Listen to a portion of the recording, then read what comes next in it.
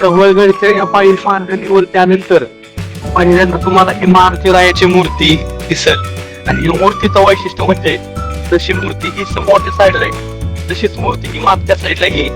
आणि याविषयी कुणाला अधिक माहिती असेल तर कमेंट मध्ये नक्की सांगत.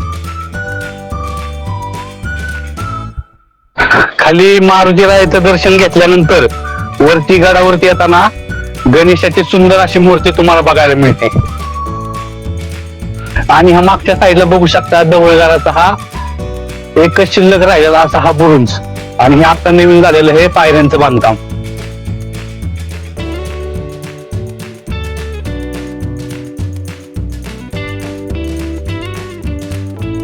गडाच्या नवीन कमानीमधनं आत आल्यानंतर इथं मागच्या साईडला बघता इथं महादेवाचं सुंदर असं मंदिर आहे.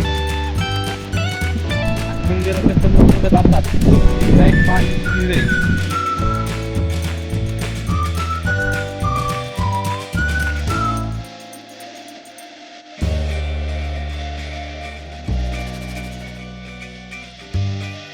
ढवळगडाचा मेन आता कमान आहे त्यांचा एक असा पूर्णच राहिलाय. त्याच्या पुढच्या साईडला बघितलं तर छत्रपती संभाजी महाराजांचं नवीन स्मारक आता बांधण्यात आलेलं आहे.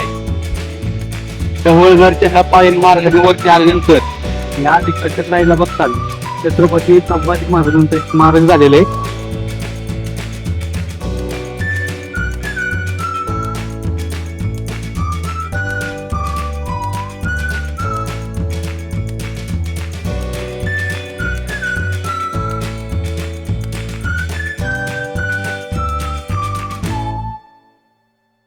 ढवळगड हा पुणे जिल्ह्यातील पुरंदर तालुक्यात आहे.